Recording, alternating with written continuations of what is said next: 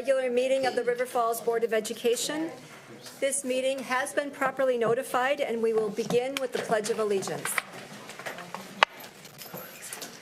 I pledge allegiance to the flag of the United States of America and to the republic for which it stands, one nation, under God, indivisible, with liberty and justice for all. Do we have the clipboard? I don't think that anyone has signed up, so that means we don't have any visitors or delegations who would like to address the board. So we will move on to informational items. And the first one is a Wildcat Pride Award for Addie. All right, so we have a Wildcat Pride Award for Addison Reisberger. Come on up.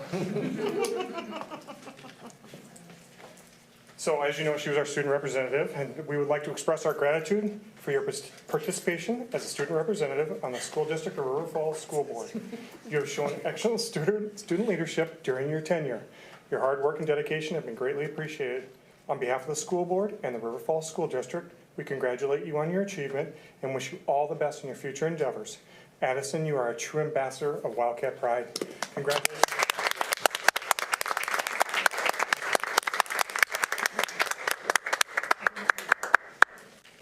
Addie, you've really done a great job representing the school, and the connection that you have to the student council has been really effective for us. You've also had excellent attendance. So thank you very much. You've been patient with us as we've waded through a variety of issues. So you've brought some cheer to us and some good perspective, and I definitely hope that you've learned something about public service and education. And make sure that you take your name tag with you.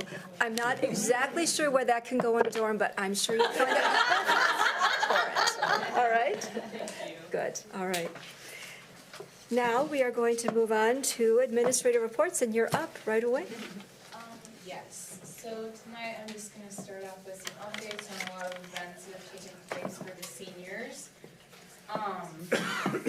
Recently, a few weeks ago, the seniors had a scholarship banquet where many students got the opportunity to receive financial aid to further support their plans for the future.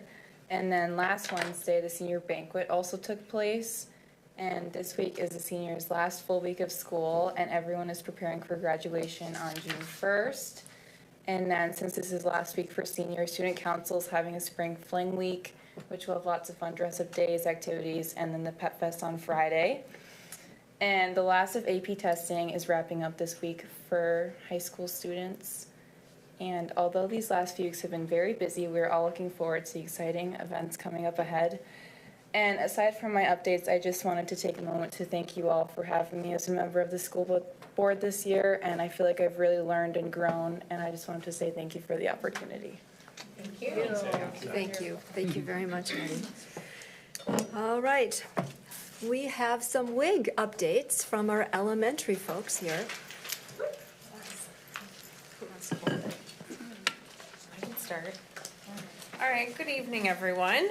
We are going to give you an update on our elementary wildly important goal. We set our goal over the summer, right? Mm-hmm. Yes. Okay, so can I ask you a question? Sure. Just for the benefit of the people who are watching on TV, because I know people are. Can you guys introduce yourselves and say what your role is? Just as you start, and then people who are watching on TV would know. Yep. So I'm Kate Scappel. I'm the principal at Greenwood. I'm Ashley Bingenheimer, principal at Rocky Branch. Kai Rogers, the principal at the Montessori. And Rachel Mader, principal at Westside. All right. So last summer we worked together to set an elementary-wide goal. It's a 3-year goal. So it will wrap up in the spring of 2027. And our goal is that 100% of our elementary students will either be proficient or they will exceed their yearly growth goal on foundational skills as measured by our screening assessments. When we wrote this goal, we didn't actually know what our tool was going to be yet, thanks to some decision makers above us at the state level. So we wrote a goal that would fit with any tool that we were given. So we are using AimsWeb Plus for K-3, and then this year we used FastBridge for grades 4 and 5 because it's what we had used in the past, and Act 20 requires us to follow the AimsWeb Plus for grades K through 3.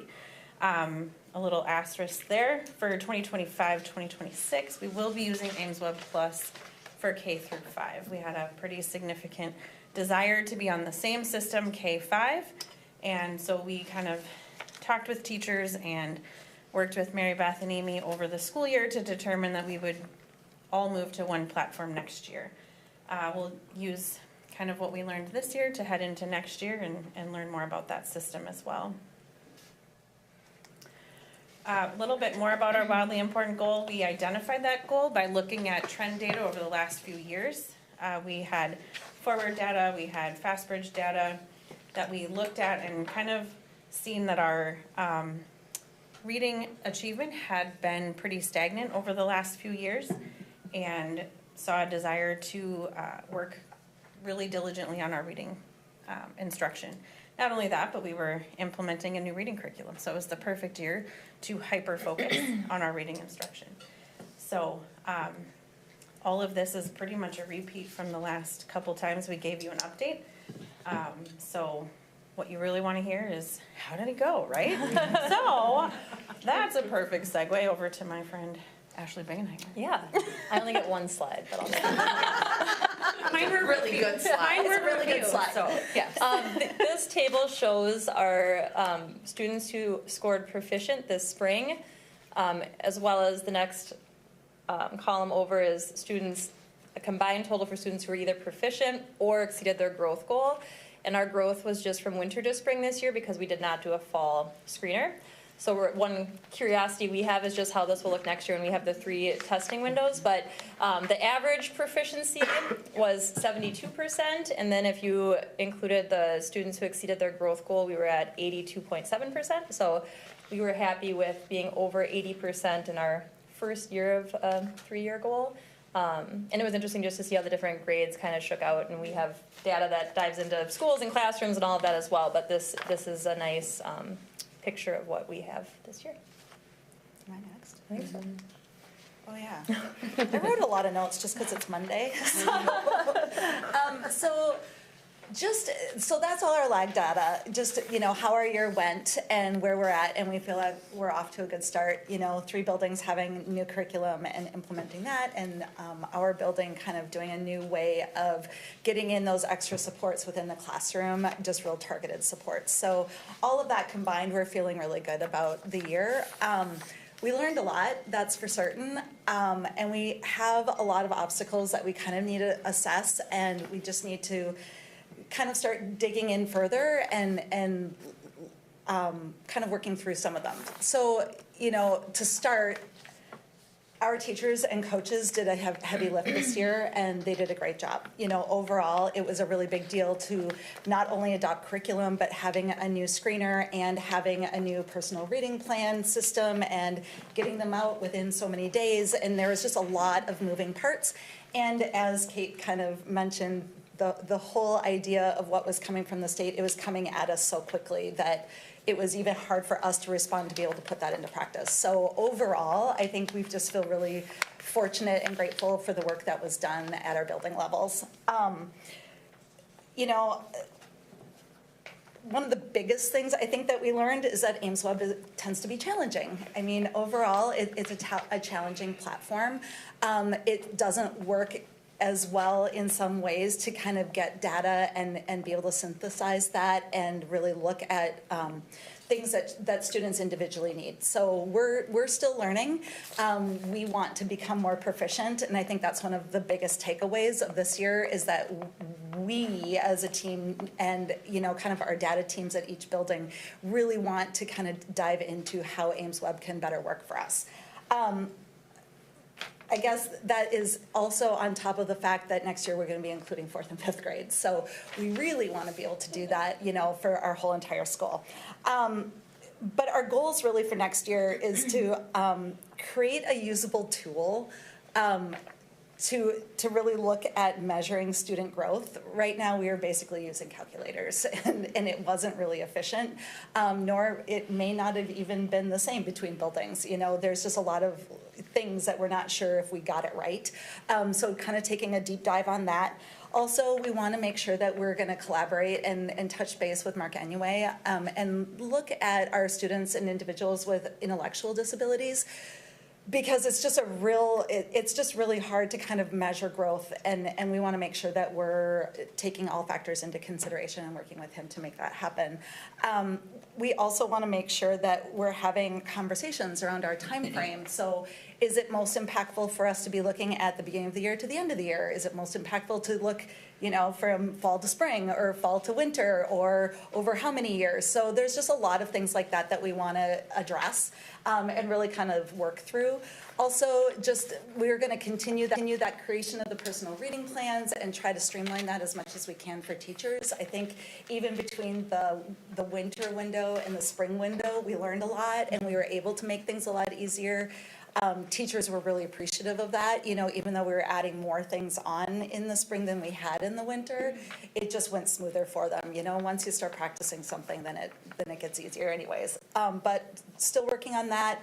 And also, we know that we're going to have to start looking at the implications of the promotion policy going to 4th and 5th grade. So just a lot of things that we're still kind of muddling through as a group. And luckily, we all love each other, so it's going to go well. All right, and then I am last. One of the things we asked our BLTs to do this year. Apparently you're too far away. Oh. I got it. There we go. Thank you. That's our last one. Yeah, it's last slide, so that works well. One of the things we asked our teams within each of our buildings to do this year was commit to lead measures, which we also did.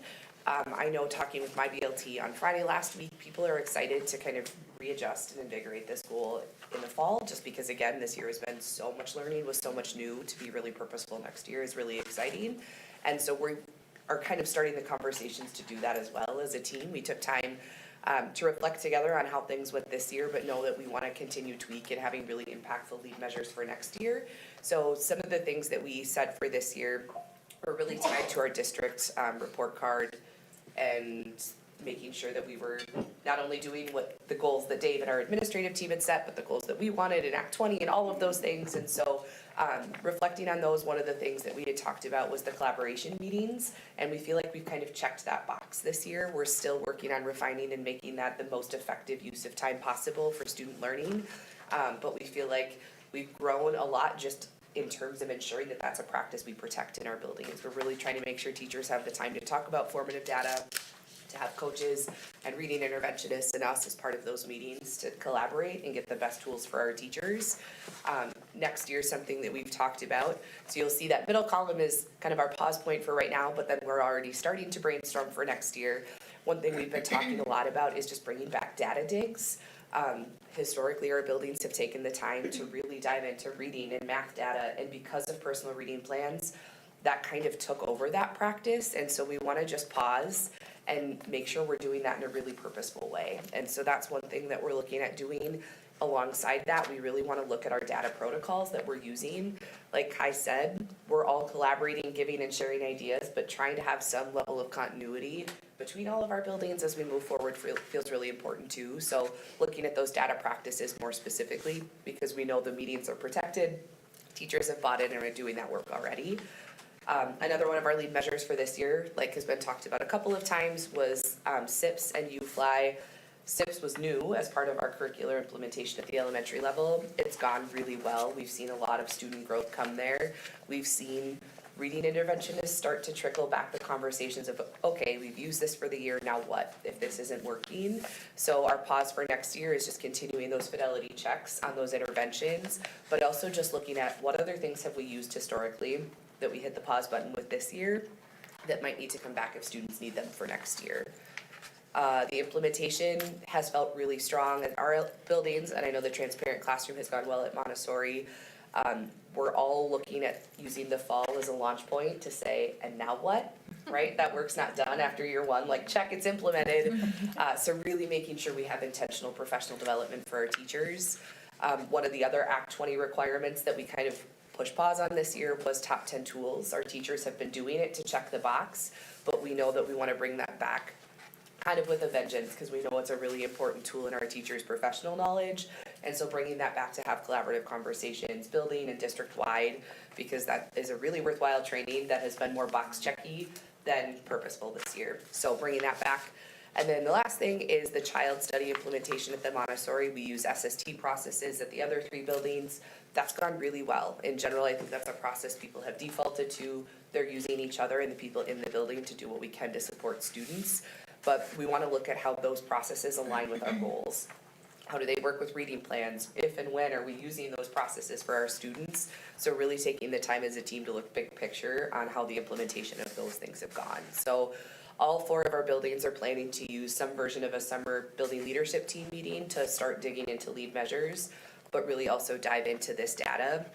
They've done this kind of data dig work to give us data for the wildly important goal. But again, taking the time to pause and look big picture and say, what are our implications? How are we measuring growth? What new tools do we need?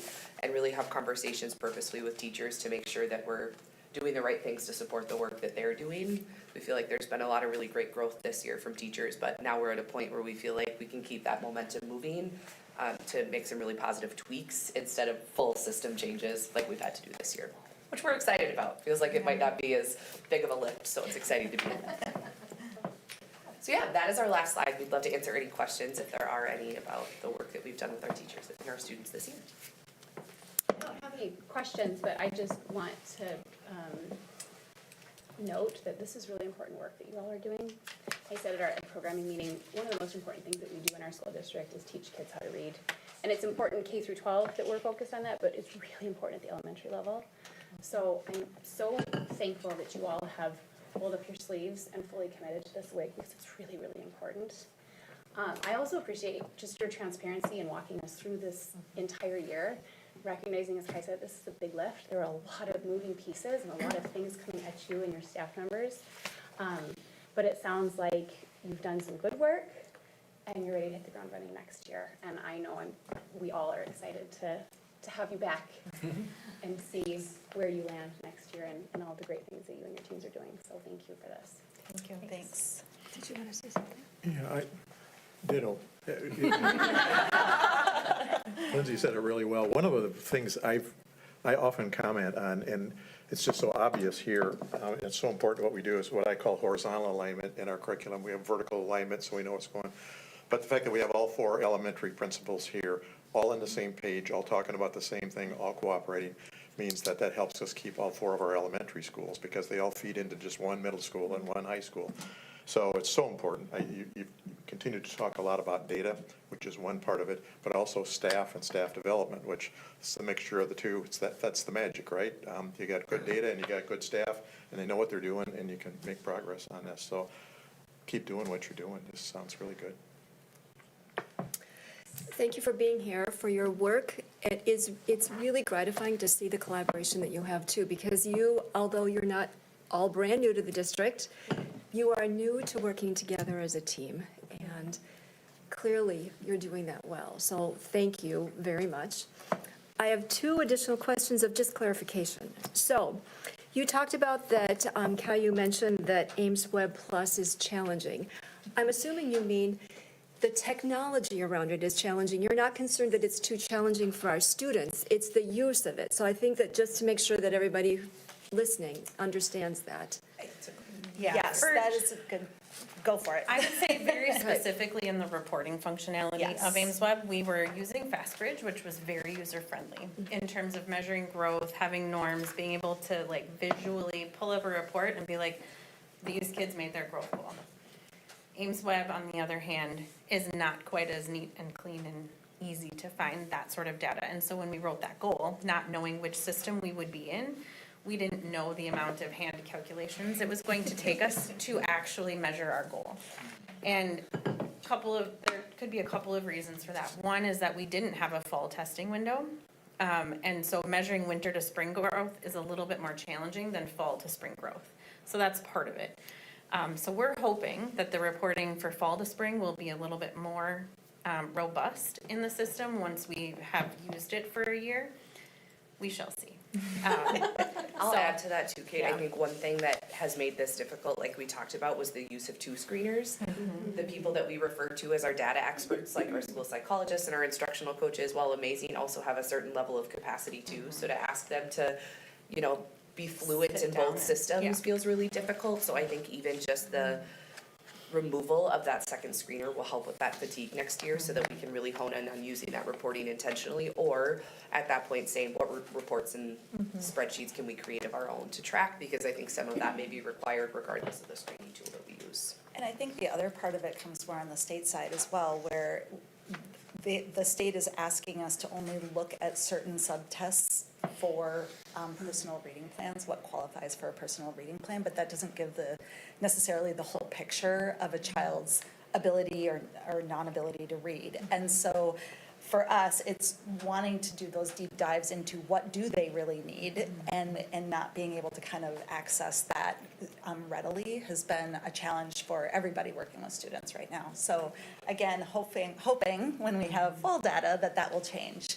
I guess we shall see. It's one of the challenges when the tool is picked for you. Yes. Because we went away from AimsWeb. Yes. For likely Correct. some of these reasons, correct? Yeah. The other thing is, Rachel, could you just remind us, I can't remember if I've heard it, top 10 tools? Yeah, Top 10 Okay. Tools is one of the required components of Act 20. Anybody who services students in reading in grades K through 3 is required to have training through Act 20 on the science-based reading instruction. So Top 10 Tools is a course that our teachers have taken. It's all asynchronous. Our Okay, so instructional that's the name of the coaches- course. Yep, Okay. so it's the I course. know, So I the know. coaches have been really helpful trying to help people go through that. There's quizzes after each of the 10 tools. And so because teachers have been self-paced and started at different times based on their cohort, it's kind of been a hodgepodge of knowledge this year. So now that everybody will be trained for next year, we'll be able to kind of move forward purposefully with all of us being on the same page with some of that. I didn't remember that was called that. Yes, okay. Yeah. I bet you're excited for having gone through this whole thing one time, right? As a new team, as all these new resources in place, and so. No new team members next No, year? No. I would say Well, thank you for your work. Thank you for being here and for a helpful presentation. thank Thank you. Thank you. All right, Superintendent, now you get to follow up about parking.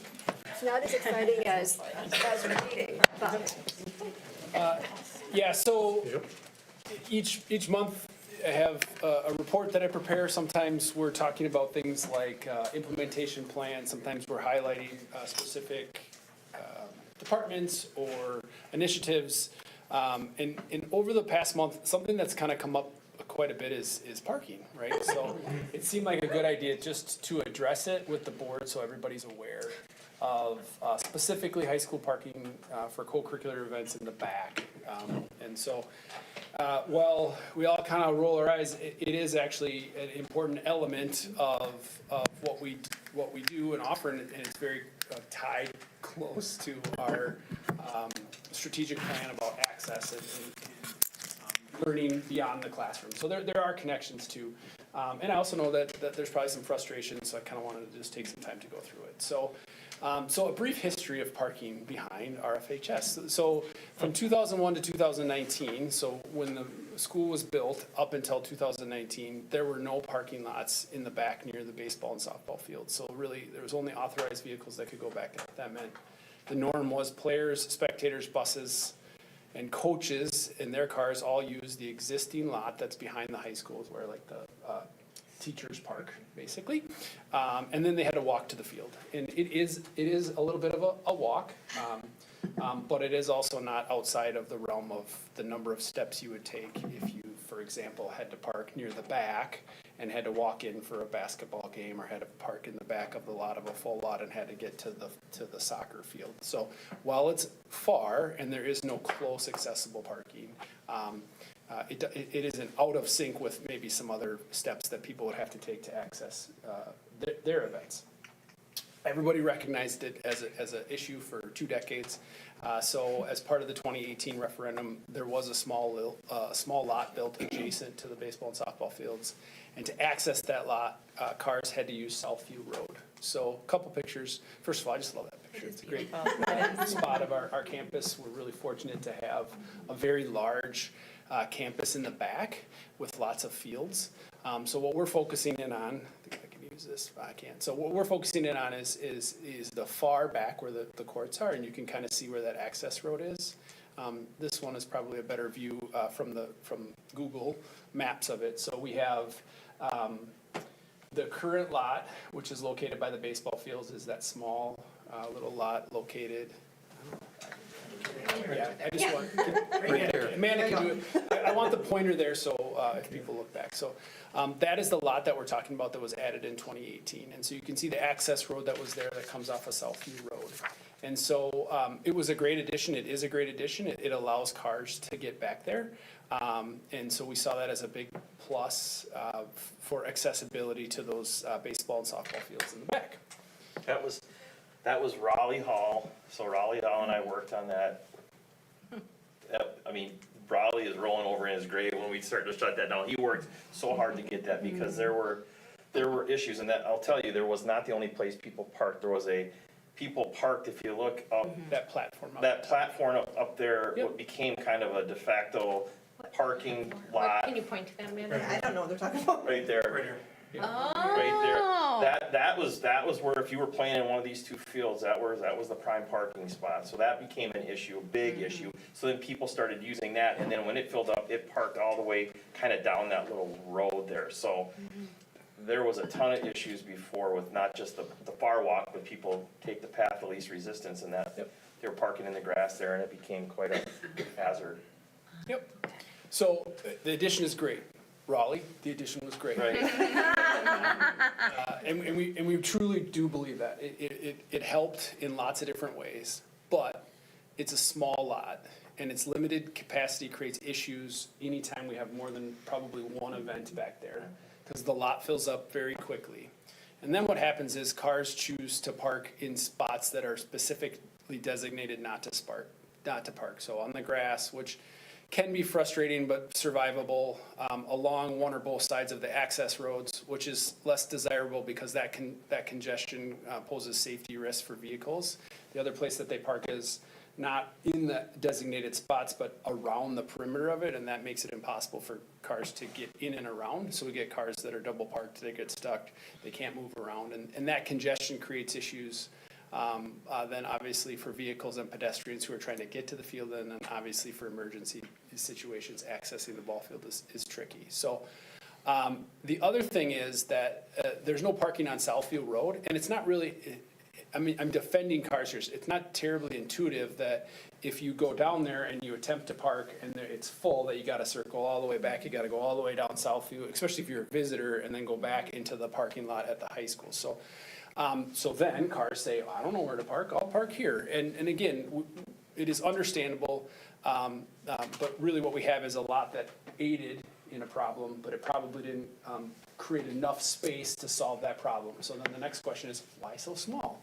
Well, in the mindset of 2019, we wanted to make sure that we kept field space prioritized. So a larger lot built off of the high school lot would have required removing a field.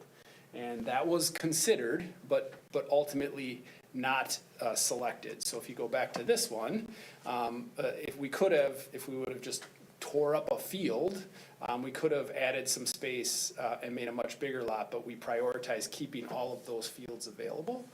And so in the kind of hindsight of what happened when we added the turf field, we probably could have taken one of those fields and made it into a larger parking lot because of how much our turf field gets used now.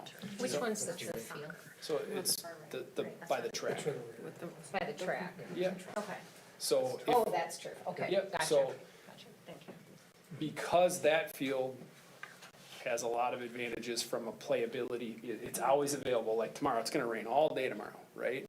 Well, on Wednesday, that field will be ready to go, right? And so that piece of it makes it very desirable to use for soccer teams, football teams, marching band, anyone, right? So since that field is used so much, we've kind of tracked our usage rates and we said, well, and with the benefit of hindsight, we probably could have had a bigger lot. We didn't know that then, and that's why we have the lot that we have and the issues that we have. The other thing, why is it such a big problem right now? Well, it's always been an issue, right? However, the number of youth events have increased significantly over the last 10 years. And local youth sports clubs have access to these facilities at no cost. We love that. That's unique. Most school districts charge for this type of access, and that revenue could be used technically to maybe build some more parking. We don't do that. We don't see that as desirable. I would say that David Crail has communicated with the local youth sports club, and while maybe the users have been frustrated, the club has been supportive of what we're trying to do, and kind of understanding of some of the logistical issues that come forth. I know the users are frustrated. I'm not trying to diminish that. But here's the issue, right? You have more youth events happening at the same time that our high school events are happening, so you have this double whammy, right? It's like 2 church services, right? If you hit it wrong, you're at the part where everyone's still there for the first church service and not the second one. So the same thing happens here. We still have the high school cars back there, and now here come the youth cars, and then there's no place to park. And even if we had like a little separation, we could maybe fit everybody, it doesn't work. So we're proud of the expansion of having more youth access, but it does not come with logistical issues and resource burdens on the district, and this is an example of it. The other layer is we've got construction projects in the back, right? We have the tennis courts and we have the multi-purpose addition, which makes it even harder to navigate that of like, well, can I walk here? Is this even legal for me to walk here? They're putting in a tennis court. So again, we fully recognize that there's been some tricky pieces. So the short-term solution that we've implemented is that the lot's closed to regular spectator parking. The access road is still open. We don't want and have never wanted parking on Southview or on the access road because of the access issues that it creates and the congestion that it creates. There's no real walking paths there, so people are walking on that road. The lot is open though, and it's accessible for authorized vehicles, coaches, fire, ambulance, police, vehicles with handicap permits, and then for drop off and pickup. So if you're running a little late, I know families are never running a little late, but if you happen to be running a little late and you need to drop your child off, you can do that. If you're bringing somebody who has mobility issues, maybe not a handicap permit, but mobility issues, you can pull in, drop them right off, and then pull back out. And park behind in the high school lot. That's the expectation. And so since that's been implemented, there's been less issues with parking on Southview. There's been less congestion issues of worrying about people getting people in and out. But we've had issues of people still sort of taking rules into their own hands, and then that creates frustration because we have the lion's share of people following the rules and then a few people choosing not to follow the rules. And some of it is well-intended. They might be visitors who don't really grasp it or don't really care because it's like, well, I'm only here for a couple hours and then I'm out of here. So we're balancing a little bit of that. And we continue to look at the situation and try to figure out solutions. We've had conversations about, well, could we make some of the green space available parking for larger events? And there's just a general fear that if we do that, if we open up green space, cars will, if you give a little bit, again, some of it is, it would have to be very closely monitored with attendance, and we just don't have the manpower for that. So, but we'll continue to look at it. So that's kind of the short-term solution, and this just highlights what I just verbally said. And then some signage has been put up to kind of help encourage people to understand where they can park and where they can't park. And then the long-term piece is we have to decide as a school district if converting a field into parking is desired. And I think this is one of those things where the need is there, right? That's self-evident. So it's just, are we going to prioritize having field space or parking space? And then if it is desired, then develop a plan that increases parking that is closer to the baseball and softball fields. And I would say another key piece of this is to provide access to that parking lot through the high school lot, not via Southview. Because then it'll become more intuitive where to park, right? It will be, it's not very intuitive right now that I have to go around there, and then if I can't go there, then I gotta come back in here. And I tell you what, I've been doing youth sports for a long time. Most high schools are not intuitive. Like, most of the time you get trapped into some, like, it's probably like a bus lane, and you're like, oh, I don't know what I'm supposed to do. So like, that's not a unique thing to have non-intuitive parking, but if we could improve it, that would be good. And then the other big thing is looking to incorporate some of these parking solutions with what we've already been exploring with bus lane and pickup and drop off. And I don't want to take us off the rails with this conversation, but one thing that best practice would be to kind of have buses in and out in one section and cars in and out at another section. And what we don't have that right now. We have parent pickup and drop off that exit and depart on one access point on Cemetery Road.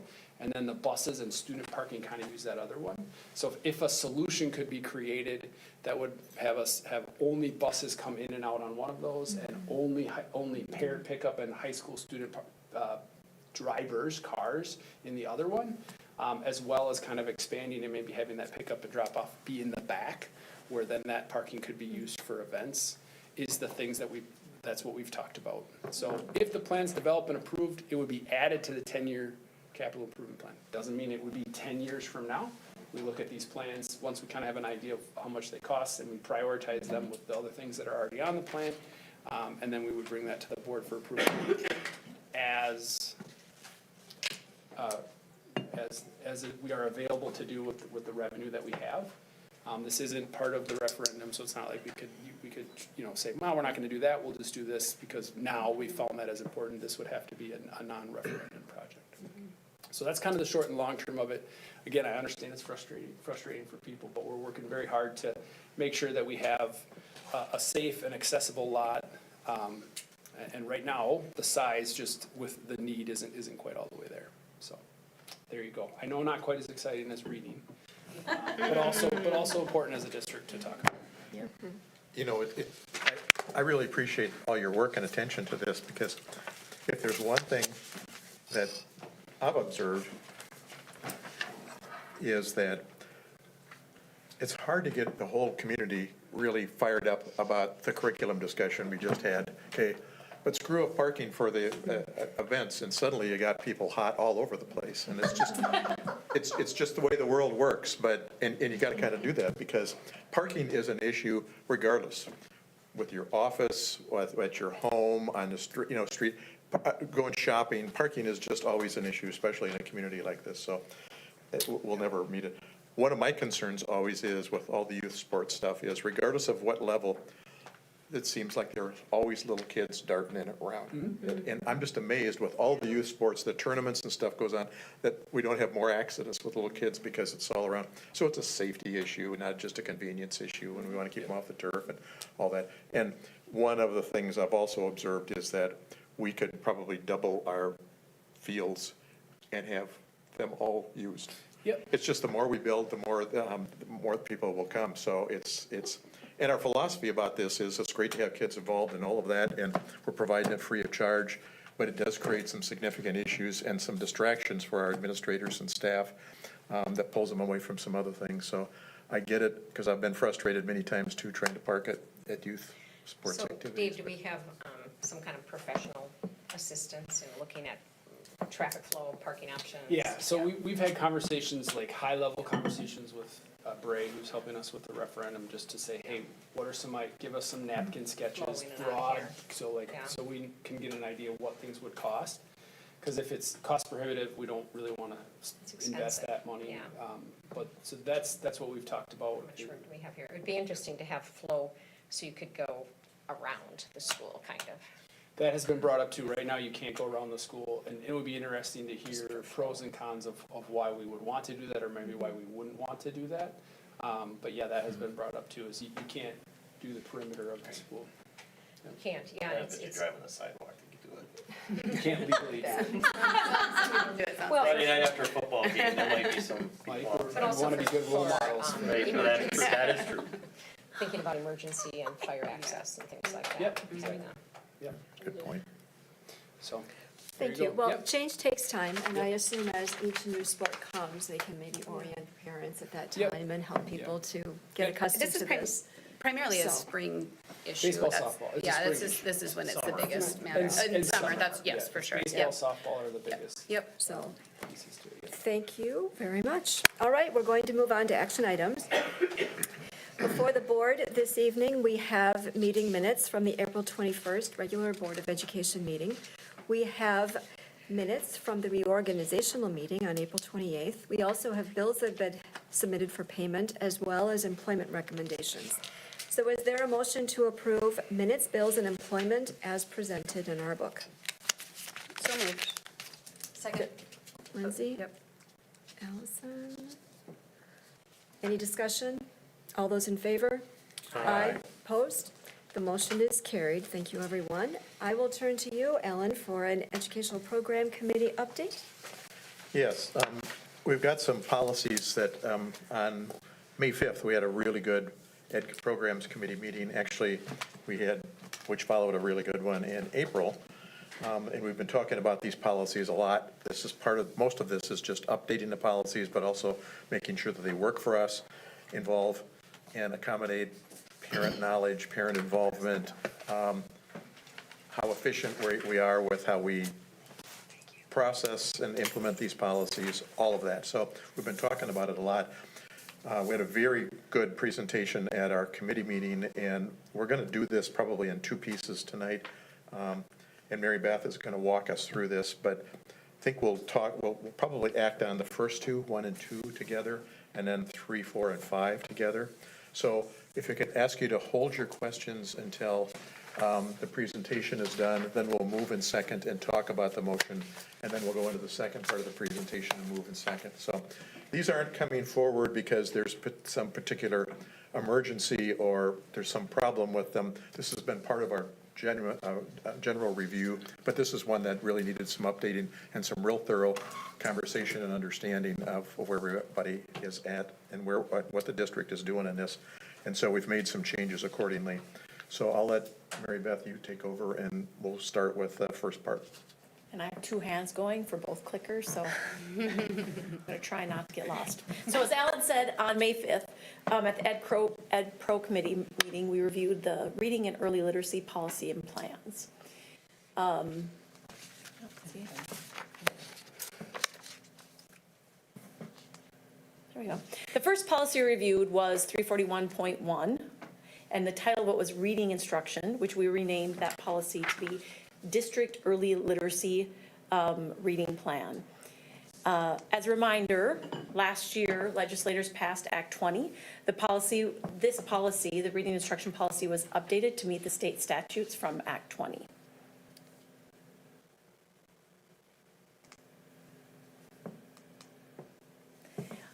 We had an outdated reading instruction policy. The revised policy was completely rewritten to meet the new state statutes, and I think you heard some of the administrators talk about the Act 20 pieces. A lot of the pieces in the beginning of the school year were still not in play. So they didn't note the heavy lift that they also had as educational leaders in the district to help as a building team for their buildings, but also as a district team, how do we play all these pieces out? It was a huge lift for each of them as leaders in their building and as educational leaders in the district. The revised policy has been completely rewritten specifically to address early readiness assessments, a remediation plan, and the parent notification process. So part of the statutes require an annual board review of the early literacy reading plan, also known as ELRP. During the Ed Pro Committee, we discussed each one of these sections that you see listed on the slide. This is a documentation of several processes that we already had in place, as well as a few new items. 2 notable additions based on Act 20 were the personal reading plan and the promotion policy. Each of these sections are required by DPI to meet the Act 20 statute. And this is a 15-page document that you have access to in our agendas that has to be reviewed each year by the board. So we'll see this annually come forward.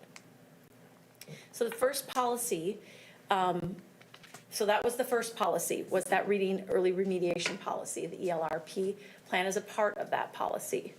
The next policy that we discussed was the promotion policy, and I think I made mention of it. It's a 3rd to 4th grade promotion and retention policy that Act 20 asks us to have.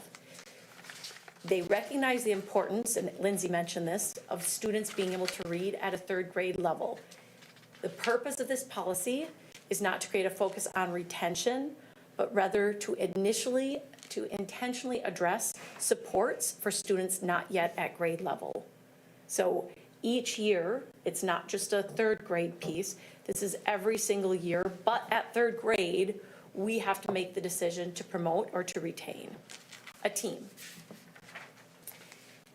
The piece that we wanted to note in the third to fourth grade promotion policy, we're asking for it to be board approved by July of 2025. It does not go into effect until September of 2027, because that will give current kindergartners the opportunity to have the full impact of our intentional early literacy instruction. So we have supports right now that are in place, but we'll continue to put more communication plans and professional development in place in the upcoming school years. We have other promotion policies that exist. Some of these promotion policies are a bit outdated, but due to timeliness, we'll look at those in the upcoming months, but we didn't have the opportunity to review them at the same time as putting forward this policy. So that is. Are there any questions? Any questions on those two policies? I'll move that we approve the first reading of revised school board policy 41.1, early literacy program. 341, excuse me. And also the first reading of new school board policy 345.46, third grade to fourth grade promotion and retention. I will second that. Thank you.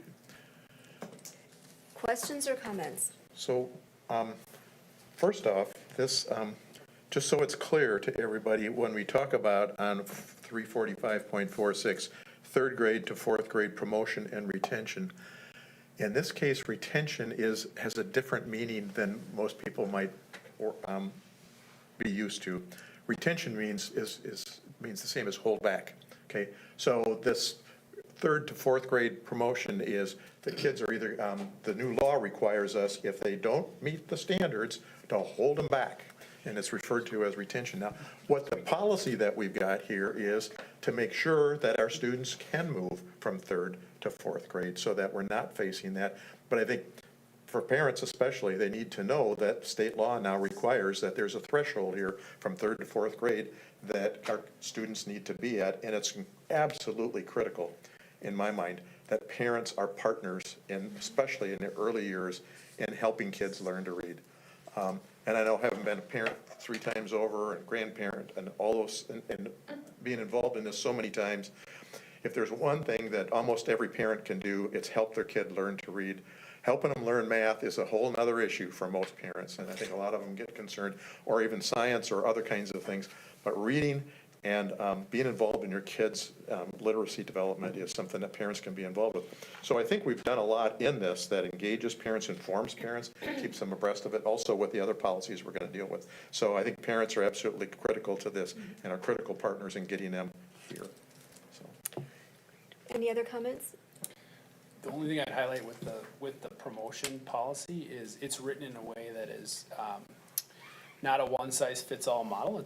There's flexibilities that a team, including parents, would be a part of to look at what is the best fit for this individual student, and there's data associated with that, and then there's also the educators and the family members who have worked with that child to make sure that it's the best decision. So it's not a one-size-fits-all policy. There's options, and those options meet the needs of that individual child based on the right people who know that child. Good point. Anything else? We have a motion that's been moved and seconded. All those in favor? Aye. Opposed? The motion is carried. All right, let's turn to the next batch. So then we moved on to the library media center material selection. So in May, we came back to this policy that we initially had reviewed in April. We had taken more time and shared additional background information that supports the policy and how to provide parents with more information going forward. We wanted to understand better the complexity of words like age appropriateness, and so we had shared that information, and I'll share it again tonight. And then in addition, we added some tools that can help families make decisions that are best for their students. So the first thing was just as you remember, these slides were shared last June when the media specialist spoke to the media center's long-range goal. This is the mission of the RFSD media centers. So we had the media specialist here for our Ed Pro committee, and they shared this is their mission for media centers. And this goal, their goal is focusing on promoting the library's media collection to keep it vibrant, relevant, and accessible for students and staff. By increasing staff awareness and proficiency with these resources, the innovative initiative supports teaching and learning by making high-quality materials easier to integrate. In this policy, we were challenged to define age appropriateness. I'm going to show you some reasons why defining age appropriateness in literature is complex and subjective. There's no universal rating system, as much as we would like that are used for movies, and creating one could oversimplify the nuanced factors involved. Instead, selecting age-appropriate books is both an art and a science. Media specialists rely on professional reviews and guidance from trusted organizations, but they also apply personal judgment based on experience. Because children develop at different rates, and what's appropriate for one child may not be appropriate for another. Cultural values, life experiences, and family beliefs all shape a child's readiness for certain themes. The appropriateness of a book depends not just on the theme itself, but how it's presented, its tone, language, and emotional depth. We'll share with you age ranges that reviewers use, and reviewers themselves note that they serve as a general guidance, not a rule. They're based on the character's age, the writing complexity. Ultimately, books offer both mirrors and windows, opportunities for readers to see themselves and others, while parents and educators bring in their own values to guide young readers' experiences. So the media specialist shared with us how the different scenarios that lead them to investigating specific library materials. So here are some of the different ways that they end up going down to look for a specific book title or list of books. Next slide. We talked about the book vendors that they use. So one of our media specialists, actually Jennifer Johansson, who's at Westside, showed us how she used Mackin as a tool, which is a book vendor, to filter her results to look for different books. And then once the tool has helped filter to certain titles, how you can click on the title and see different resources or different reviews for that specific title. In our library material rules and procedures, we list out these 4 review sites. The first 4 are recommended by the largest and most influential library organization in the United States, the American Library Association. The next 4 review sites are recognized as credible and respected sources for book reviews. They're used by educators, librarians, and parents to assist with collection development, curriculum support, and reader advisory in choosing appropriate high-quality literature. They provide insights into the literary quality, themes, and appropriateness of books. Some of these sites offer a variety of title lists, while others go more in depth to give detailed summaries and age recommendations. During the meeting, we went more into each individual site and talked about what each site offered. We analyzed through curriculum review cycle and library and media material selection that materials are representative of diverse students and families and free of bias and stereotyping. These expectations are outlined specifically in the selection criteria in the 361.2 rule and in 361.1 selection of instructional materials. That outline is completed in stage 2 and 3 as educators develop their criteria for material selection. That doesn't mean that the themes of bias and discrimination won't be addressed in instructional and library materials. However, the selections reflect an unbiased way the cultural diversity and pluralistic nature of American and global society. This chart Amy shared during our meeting, and it shows 3 different ways that books can share their readability formulas. The first one being reading levels, which is very traditional that a lot of publishers use. So you would see 2 numbers. The first number corresponds with a grade level, while the second number represents the month of that grade level. For example, 2.4 would be second grade, 4th month. The second row is Lexile. This is a scientific way to level reading materials. It's done by word frequency and sentence length. And it is an algorithm that was developed by Metametrics. The third example is FNP, which is a trusted leveling system that has been used in education for quite some time, but it goes in a little bit more depth. Instead of just the word frequency or the sentence length, then it adds total word count, the sentence complexity, different words, inclusion of supportive illustrations, and then also high-frequency words. They also add a theme to when they're leveling A to Z, A being our earliest reader and Z being above an 8th grade level. This chart shows some common titles, the comparison between the 3 levels. So the first column is the title. The second column is where you might see these books, how these books are grouped or characterized for different age levels.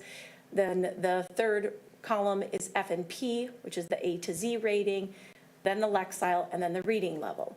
So one of the things that Amy pointed out on this chart was looking at the second title, Alexander and the Terrible, Horrible, No Good, Very Bad Day.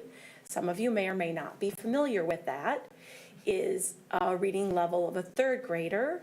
However, the Lexile is 840, which puts it at a high 4th grade level.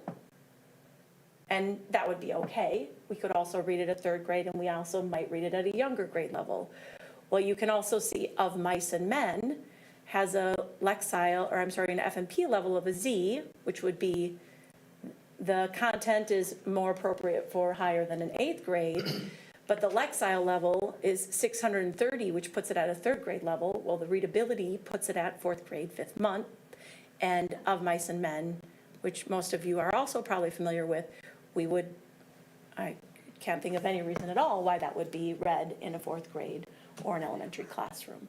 So the purpose of this chart, we really wanted to show how each one of these has a different system, and that really makes the leveling each piece more complex, as well as some don't have levels. So War and Peace is not FNP'd. We don't know what the FNP level. What does F&P stand for again? Fontes and Pinnell.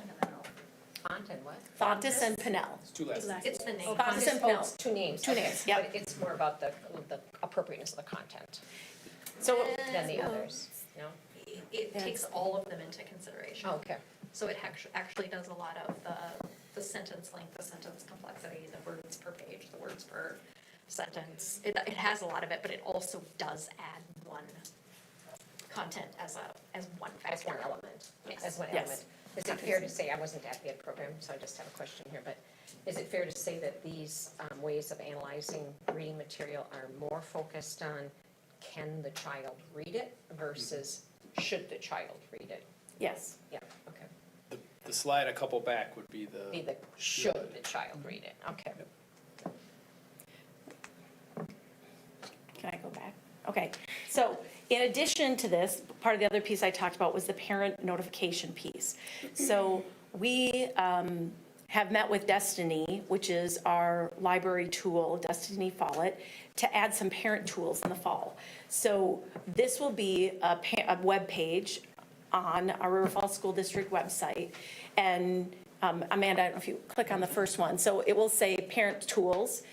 This will have a link so parents can check students' history and select specific titles that students may not access that we have within the media centers. So with Destiny, we'll be able to send parent emails for circulation. So they'll get here's what books your child checked out. That will automatically happen. We're looking into if parents can opt out of that. There's some concern for some of our high library users. Parents might become annoyed with these emails, so we're checking on how they can opt out of that. This will not require any additional work from our media specialist. What will happen, parents will see this on the website, the media specialist will communicate this information, as well as classroom teachers will also be communicating this information, or will be asking principals to communicate this information in the beginning of the year. parents to come to the site, to link, to say, we don't want, I would prefer my students not have access to these subtitles.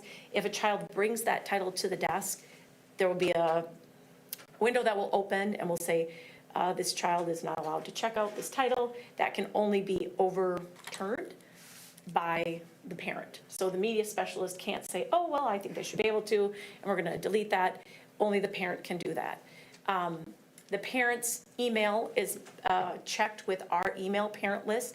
So if you're a parent in another district and you want to go in and look at things, they will not have access. Only our parents will have access to this information. So it'll be checked against our parent database. Another piece is the online ebook information. Parents will have the option to opt their children out of the online ebooks. This drop-down just explains how the online ebooks are curated. We belong to Wisconsin Schools Digital Library Consortium, and they have Overdrive librarians or media specialists work specifically just to curate that collection. If parents do not want their students to have access to this, all students have access through ClassLink, we will be able to remove students' access to that. Keep them on. So can parents go by school to identify what is in each library for each school? Yep. Right, so they have access to what titles are in their child's Rocky Year? That is our understanding based on Destiny Follett, that when a parent says, I want to remove these titles, when they click into that, they'll see every title. But the parents can go and check out a list of what. Yep. You can view it online Yes. very easily, yes. You can peruse the library materials. correct. And then, in addition, on this parent resource page, we have an overview of the policies and procedures for selecting library materials as well as instructional materials. And then if there's a complaint, how the complaint is handled. So all that information. So the 2 drop-downs are also there with links right in those. As well as there'll be a library material, media center materials opt-out form. So that one, if you open it, Amanda, it shows a link saying that you can opt your student out of the library media center materials totally, as well as the online. So on that one form, it says I'm opting my child out of the library media center as well as all online, both or either The they can whole do. library? Why would a parent want to do that? Just Because that's a parent's choice. the whole library? Yep. Yes. If they I want. anticipate that's gonna be something that's taken up. No. As well as the readability information that I shared on the first slides with the Lexile F&P. We're trying to figure out a way to get a chart on here that would be ADA compliant, because that's an issue right now that we're working through. And then the last piece, a whole class text by grade level. Each one of those will be linked to all text, whole class texts that are read in required classes. Right now, there isn't an asterisk at the bottom, but there will be an asterisk at the bottom to contact for any of our elective classes. They do send out all texts that they read already, but it will just reiterate, please contact your child's teacher to find out what whole class texts are available in any electives. And are we, Mary Beth, talking K-12 all the way through? Yep, this goes all the way High school through. library as well? Yep, yep. To implement this, we will be, sorry. Sorry, you want me back on your To implement this, we will be, the media specialists are reviewing their current collections to make sure that they meet the expectations of the updated policy. We're reviewing the parent access settings to all the buildings, so that was something that we had ran into through this, was parent access wasn't set up for all the buildings. What happens when a new media specialist comes in, some of those access pieces changes, and that was some learning that we had this year. We'll have to also upgrade our platform for Destiny, which is an IT piece, not the media specialist, to make sure that it syncs with our student information system. And then to enable Destiny Follett to put in the user features, which we need to enable parents to review the history as well as to restrict titles. Do a lot of school systems use that system? It sounds really nice. To Does varying it levels. To varying levels and dependent on, I think, what's in their policies and what they're being asked. Pretty nifty. Yeah, yeah. So any questions or Well, comments? let's. I'll take a motion. Yeah, I'll move these and then we can move into discussion. So I will move The first reading of revised school board policy 361.1, selection of instructional materials. First reading of revised school board policy 361.2, selection of library media center materials. And first reading of new school board policy 361.2, rule procedures for selection of library media materials. Second. Thank you.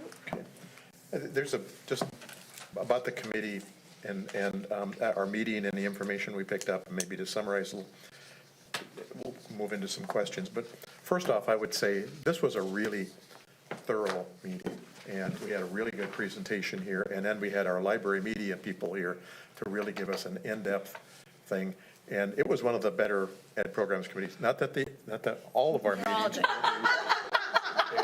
But this one was really good. But anyway, because there's a whole bunch of things. Obviously, there are questions, and we've had comments over the years about how do our books get selected and what's available, and as a parent, do I know, and all those kinds of things. So there were really two parts to this, is what Mary Beth is sort of summarizing here for us.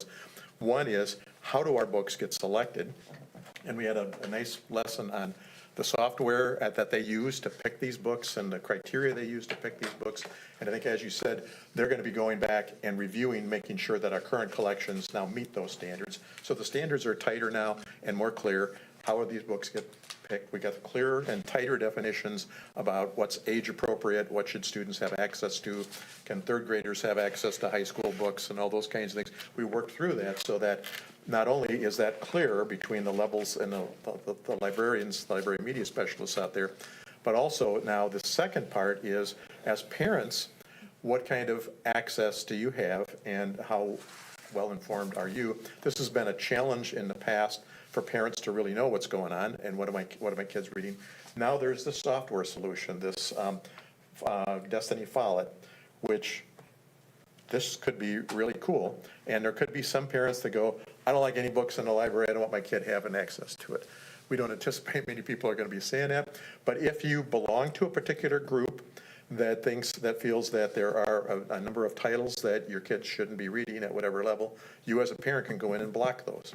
This helps us to engage parents more, give parents more choice, but not to let any one small group dictate choices for the whole school.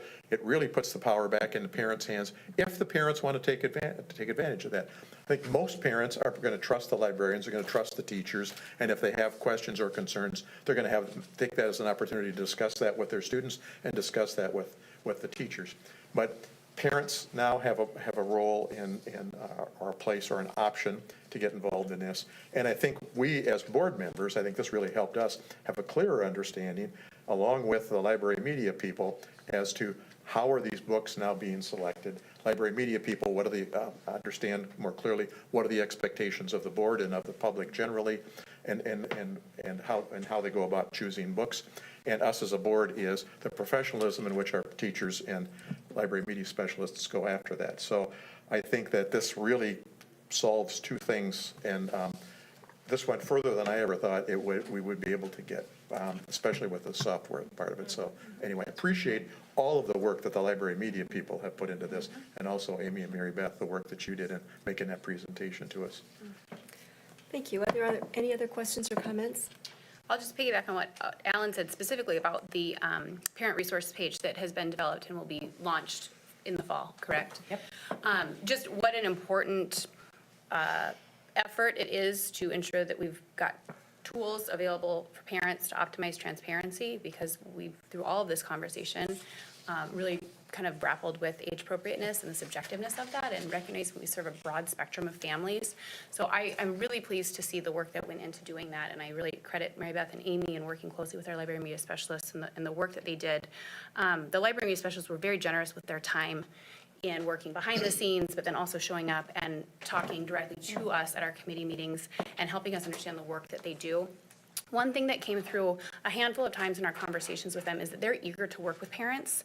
And so I just want to encourage anyone who's out there that wants to learn more or perhaps has a question or a concern about some of the content that's in our school libraries, please reach out. Please use the tools that are available or will be available come this fall. And our library media specialists are eager to work with families. So thanks to Mary Beth and Amy for leading this charge and helping us work through these policies. It was important work. So I do have a Monica? question. And I said, you had mentioned earlier that you were gonna get a little bit into the sources for reviews, and maybe we touched on that. But I just wanna, and part of this question is really just because I think people who maybe weren't at the meeting or the general public to think about how these books are selected and kind of the process that has to go through. But as I was rereading it in preparation for this meeting, I really did want to clarify that in the procedures where it kind of talks about selecting materials for purchase, the library media specialist will consult reputable, unbiased professional library review sources. A book to have a review by one of these resources in order to be selected. Is that correct? That's correct. Okay, good. And the reason that I ask that is because it does happen in library selection that I think a really good example would be local authors. Right. Somebody writes a book that isn't gonna necessarily gain national reputation. It's not gonna be reviewed by, Common Sense Media or Hornbook or any of the larger sites, but we would still, as a district, want to purchase and have copies of something that does kind of celebrate, again, kind of the literacy and the reading piece. And I just wanted to ensure as we were rereading that we were still trusting in the professionalism of our media specialists, and I think this does a nice job of that, and honoring the knowledge that they have in the work that they're doing as part of that, so. So if I just, because I want to make sure, I was trying to find the policy as you were I'm in speaking. the procedures, I'm in the rules. Yep, so page 54 of our packet, it's the, Correct. second from the bottom paragraph. Correct. And I agree with you, I think it clearly lays out that using, and forgive me if this is what you just read, I was trying to find the policy. Yep. Consult reputable, unbiased, professional library review sources, the professional staff, members of administration, and/or personal examination. So I do think there's some that personal flexibility there. examination would be Is that the what key you there. read when you were reading? I don't know if I got all the way to the end, But but it does clearly lay out yeah. personal examination is also an option. Sometimes wanted to make sure I was reading that correctly, because there are so many factors that can go into this. And so then I will also just echo that there's been so much work put into this, so thank you. Could I add one more thing too? Because it really sounds like this has sort of been punitive and we're trying to, allows, one of the main reasons for this is so that parents can block certain books that their kids can read. It can do all of that, but I also think that from a parent engagement and using the library media specialist involvement, this, I hope, can be used as a real positive thing for parents and family members to more constructively engage their kids in reading, which is what we're all about. It's what we've had a whole bunch of presentations here tonight and over the last few months here about trying to encourage kids to read more. Well, how can we be involved in that? How could I know what my kid is reading so I can help them do more and have more conversations with their teacher so I can really encourage them to read more. So this is going to be some excellent processes so we can actually engage parents on encouraging their kids and how they can be more involved. So. I should say, not just encouraging your kids to read, but also helping your kids navigate some of the topics and content that they are reading about. I mean, that's huge, especially as kids get older, right? I mean, part of having access to all these wonderful books is that you're grappling with some big ideas. And so, I mean, even just getting a list sent out to you every week to just take a peek at what you're reading and you've got something to chat about at dinner that night, you know? So I think it's great. Part of it is too that you control what your children are reading at home. You control what books are on the shelves at home, and I always felt it was really good for a kid to go into the library where the parent, I'm not controlling what you're looking at. You can look and bring home whatever you want, and as a grandparent, I might find it frustrating to have to read those Dog Man cartoon books.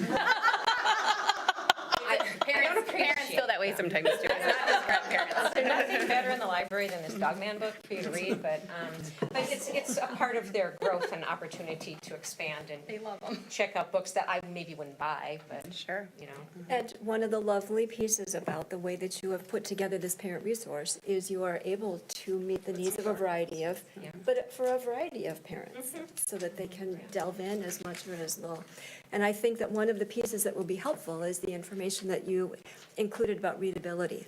Because from time to time, we get questions about Lexile scores, and you've demonstrated that it's much more complicated than many people realize, because I don't think any of us think that even if a child could read the words of My Son Men at fourth grade, that that would be an appropriate content. Right. So that's a very helpful piece. So these policies have been thoroughly vetted. They passed unanimously twice at program, and now we are ready to vote. All those in favor? Aye. Opposed? The motion is carried. Thank you very much. Thank you.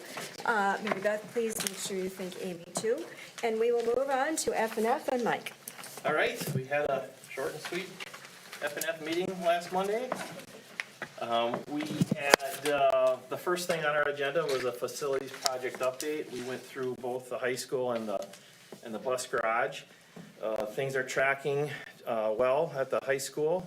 We've got the structural steel up for the decking for our there's gonna be a new landing area that we're putting inside the Oriole vestibule right now, so we'll have access directly into our new space upstairs directly from the school and not having to go through the what's now the green room, which will be part of the weight room in the future. So they'll have direct access, and the added benefit to that, it'll give our maintenance staff access to some of the roofs that they haven't had in the past. They've had to go to the middle of the school and kind of work their way back over to that end of the school to work on some roof things. So this will give them more of a direct access. So kind of an added benefit for this new landing area over a vestibule. We have the precast walls are all in place at the high school. The structural steel's in place. We've got the first floor has the CMU bearing walls. So CMU is just cinder blocks or concrete blocks, and so those are being put in place, and we're doing well there. I'll complete with that. And we have in progress. We have going to have door openings, so the openings between our existing the green room, which is going to be part of the weight room, and our new fitness area. We're going to have some overhead doors that will be put in place, coiling doors that will be able to be nice, big, wide openings, so that a teacher that is, or a coach that's supervising both will have easy access to both spaces and have visual contact with both spaces, and we'll be able to shut those down if need be. So those will be good. Those are coming in, and the structural steel for the joist for the roofing. So we're working our way up the building and getting to the roof. Upcoming, we're pouring concrete for the stair landing in that vestibule we talked about. Mechanical rough ends are being put into the fitness room upstairs. We're again working on roofing and electrical. So we're making good progress there, and the project hopefully will be completed by the fall so we can use it next school year. At the transportation center, after a little hiccup with our precast walls, we had a little issue with some of the electrical, kind of where they came in on the walls that needed to be replaced by the vendor, but that has all been completed, and we are back on track at the bus garage. So precast walls are set, and we're working on those concrete blocks. The cinder blocks are getting put in place too. We're doing the rough ends for the plumbing and electrical. Setting the precast, the floors, we're gonna have 2 stories to this, so that we'll have kind of a storage bay upstairs, so it's gonna be 2 levels, so they're getting that in place, and they're gonna be finishing the rest of the walls, things to be doing, setting up the structural steel for the decking on the roof, again, working their way up the building, install the in-floor heating and the final grade exterior, and pour the concrete slab, so that's coming up, so we are on track with those projects. And that hiccup, no cost to the No district. cost to the district. It was an issue with the vendor, and the vendor took responsibility and paid for it, so. We do every month, we reviewed the budget. We did a budget update. Everything is tracking. We're on schedule to have a balanced budget again this year, and everything is, everything's tracking as it should. We went through kind of, Lynette gave us a little tutorial, kind of a refresher for some of us and probably new for some, through some of the Wooford codes. Wisconsin Uniform Financial Accounting Requirements is a required coding for those who are not in the accounting business. And it helps us when we read these reports, it kind of gives us a roadmap as to kind of how to read the reports and what the numbers mean and what a fund is versus a location, object, function, and project. So it's just kind of a tutorial, a reminder for us as to when we read these reports, help make sense of those. And she's So. gonna start including more of that in the reports, so especially newer members to the board, it won't take you 2 years to understand what all these funds are. Right. Because it really matters what the funds are, because the revenue is attached to them and understanding where Right. the money's coming from. And it helps you really understand the budget a lot Yes. better when we Yes. did. So that was a good refresher for us. And the last thing on our item was policy development for services, and Dave's gonna talk a little bit about that. So at Finance and Facilities, that committee moved and seconded to approve policy services with Neola. So policy services helps the school board and administrators with the process of reviewing and adding new policies. And the reason school districts use policy development services is to streamline the process and provide support so the development of the policy is stronger, legally vetted, and appropriate. So the way we've done it in the past is we've looked at each individual policy and sought out legal review on that. This service will allow us to do that more comprehensively. The recommendation to go with Neola will mean that we're joining about 75% of districts in Wisconsin that use Neola for this service. And the other 25% or so use a different service. And there was very few districts that didn't have any service, and that was the bucket we were in. And so we're just kind of moving towards this support. So again, it streamlines the adoption process for the school board as we go through this. It also provides drafting support that's legally vetted. So that means that we won't have to go through a legal review kind of onesie-twosie each time we have a policy. So there'll be a significant cost savings there with our legal fees that will kind of make up for the increased cost of having these new policy development services there. The other piece is it will map out the drafting process. But that, just because it maps out the drafting process doesn't mean the board loses oversight of the policies. This isn't one size fits all. Any board policies that we've developed or approved, for example, the library media specialist policy, something like that we've had approved, doesn't mean that we have to require and move to what Neola has.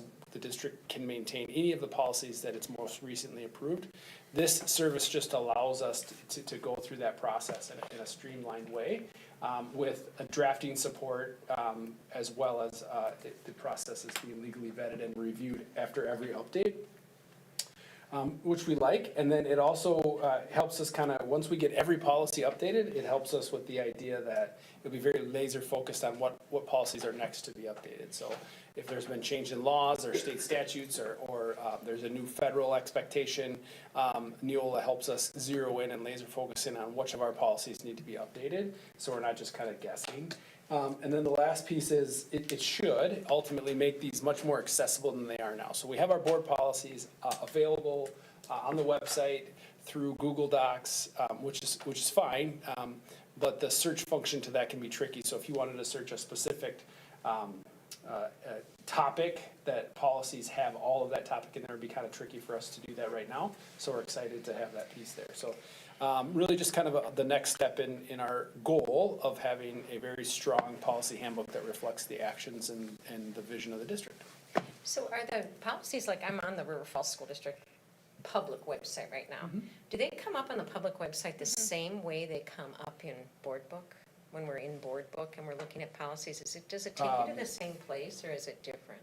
Don't we know? In Board Book, they're just attached as a PDF. Right. In Google Docs, they're all in there, they live there. So the And actual- I take a copy of that. Yeah, so the actual document, the actual PDF is the same. Okay. We put them on the website once they've been approved. So once they've gone through the first and second reading and they're formally approved, then we go through the process of putting it into our school board policies. Okay. So that's the most up-to-date version of that. What you see in Board Book is drafts of that. So the Okay. format looks similar, but on the website, you have every policy that's currently. Currently, yeah, I have no problem finding them on Board Book. Yep. That seems easy to me. But finding them on the public website, yeah, no big deal. I can find It's them. I under just school want, board. if I'm talking to a constituent who's Right under wants to school know board. what policy, I'd like to be able to guide them in the public website, because obviously they don't get into Board Book. Yep. So that's Thank the you. recommendation. Is there a motion to approve a contract with Neola for policy services? So moved. Thank you, Mike. Is there a second? Second. Thank you, Bo. Questions or comments? All those in favor? Aye. Opposed? The motion is carried. All right, the Personnel Committee met on May 12th, and during that meeting, we reviewed expectations for teacher certification for the Montessori Elementary School. Kai led us through a really helpful discussion about that, mostly focused on background regarding current practice. The committee expects to continue this conversation and will consider any recommended changes, particularly related to certification in the Montessori philosophy. So that's a coming attraction.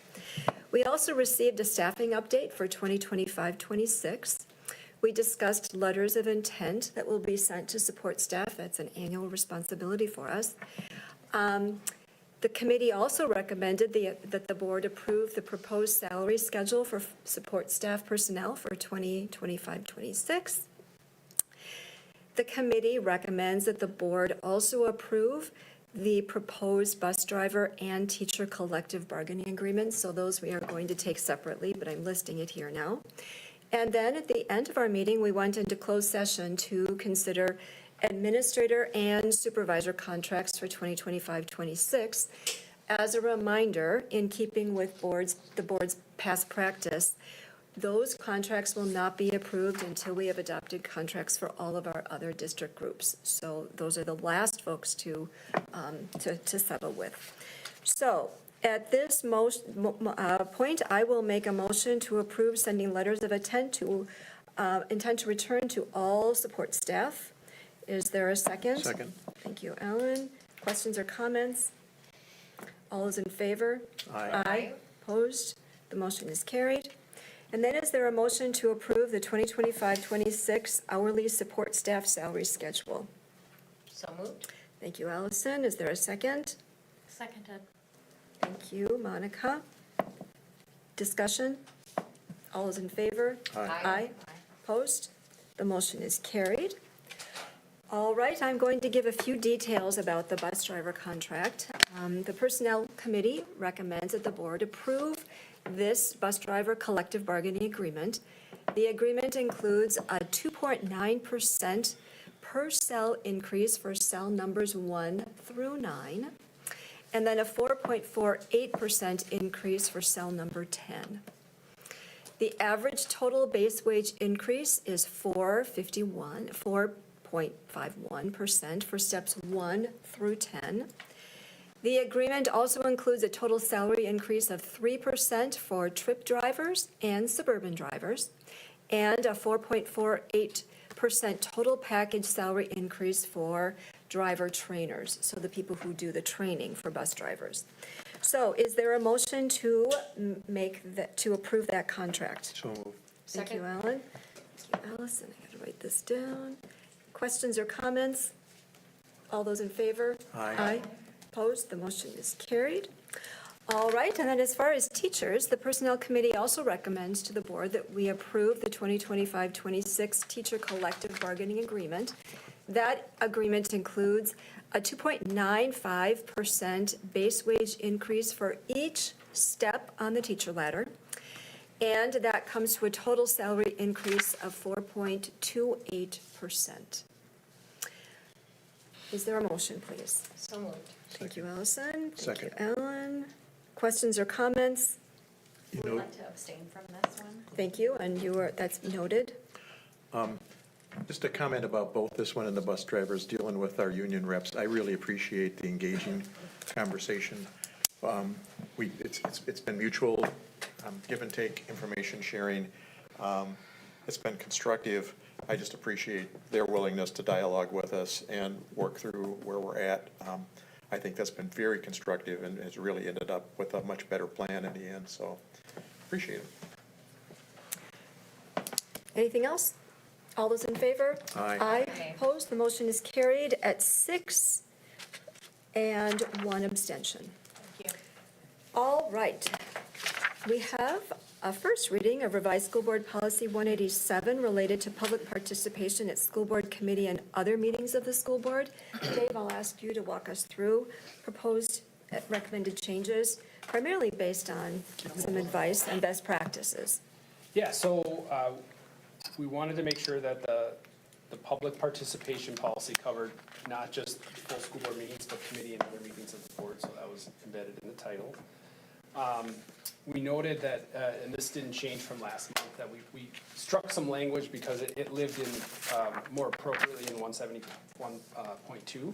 So I'm gonna zero in on what is what will become the first paragraph. We generalized everything to presiding officer, instead of saying school board president or presiding officer, just kind of to make it read a little more clearly. And then the big question that we were stuck on was kind of this idea of, are we gonna limit to specific stakeholder groups that have a demonstrated tie to the district? Or are we gonna allow public participation to anyone who wished to address the board? And we sought our legal counsel from WASB, and the feedback was, we can do either.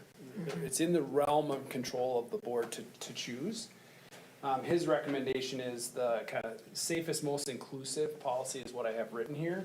And it would remove any First Amendment questions, like we were limiting speech. If somebody could make a tie, even though they weren't in one of the groups that we had, they could make a tie that they had an interest to be here. Like I said, we could do it, but this is just kind of a more inclusive policy and wouldn't allow us that flexibility then on a onesie-twosie basis to allow somebody else to speak that we're like, oh, they're fine to come in and speak even though they don't fit it. So he recommended that would be the best idea. So where is that in the policy? I'm gonna read it aloud to you okay. here. It's in that paragraph that I was referencing. The But he first did paragraph. recommend the municipality piece, because that will inform the board of their connection to the district. So it's the second sentence in the first paragraph. It says, if such public participation is permitted in the meeting, as noted, those wishing to address the board will be asked to identify their municipality of residence and their relationship to the district. So we're being inclusive in allowing those Yeah, I like who that. choose to address the board. But we're not restricting, but it helps inform the board why they're here and their connection to the district. So they might say, I reside in the city of Hudson, but here's why I'm here. Correct. I don't have to live in the city of River Falls. Right, or within the school district. There's lots of people who live in Elsewhere. they might live in Hudson and not, Yeah. but they might have open and But it would also whatever. give the presiding officer a little latitude to say, how does Thank you this for your pertain to time. us? Yep. Yeah, thank you. Yep. Yeah, which I think this is great language. So, like I said, we could have gone, there's a lot of districts go the other way, but in talking with WASB, if we want kind of the most inclusive option, and again, it's aligned to what I've seen as practice with this board of allowing people to address the board, as long as it's, yep. So We that- want people to be welcome. Yep, so that's one adjustment, and then the only other adjustment that you don't see here, because I cut it, was we had something at the end that limited the length of time, unless the board approved to increase it. So that's not the length of time of the individual speaker, it's the length of time for that section. And so I think it said something like 30 minutes unless approved by the board. In conversations last month, we said, look, let's just have it be open, and understand that, The that's. presiding officer can make that decision, right? Well, ultimately, I think what we're saying with that is, There's no limit. We're gonna hear them all. We're gonna hear 'em hear, out. we'll But hear there's a them all. couple things. One, it's a 2-minute piece and no one can speak twice, right? And so with those two things in place, I think, it's the right practice to let it go. In COVID, we went on for hours, so it's, Well, it's our way of making sure that people feel welcome and that they will be listened to. Yeah, So- I think it's good. I think that's good too. Good policy. All right, is there a motion to approve the first reading of revised school board policy 187, public participation at school board committee and other meetings of the school board? So moved. Thank you, Allison. Second? Seconded. Thank you, Monica. Further discussion? I'd just make one more comment. When Dave said we changed the word to presiding officer, that also means committee chair. Right. So that these will be the procedural this will be the procedure for our committee meetings as well as regular board meetings. Correct. That's For right. open comment and those kinds of bet. things. So we use Yep. presiding officer, yep. Yep. All those in favor? Aye. Opposed, the motion is carried. All right, we have second readings of two policies before us tonight. We have revised school board policy 221 related to recruitment and appointment of the superintendent, as well as the second reading of revised school board policy 223 administrator development opportunities. Is there a motion to approve those, please? So moved. Thank Second. you, Lindsay. Thank you, Ellen. Questions or comments? All those in favor? Aye. Opposed? The motion is carried. Are there any proposed items for future agendas? When are we going to talk about, or will we talk about the agenda for the retreat? Or It's going to shift a little bit later than we thought, so we will, Dave is Have going to time. get back to us as it draws closer. Okay. Yep. Okay, so the Educational Program Committee will meet Monday, June 2nd at 6 o'clock. Personnel will meet Monday, June 9th at 6 o'clock. Finance and Facilities will meet Monday, June 9th at 7 o'clock or immediately following Personnel. The next regular board meeting will be Monday, June 16th at 6 o'clock, and please note that the school board retreat will be July 28th. It's a new date, starting at 5 o'clock. All of those meetings will be held here. And with that,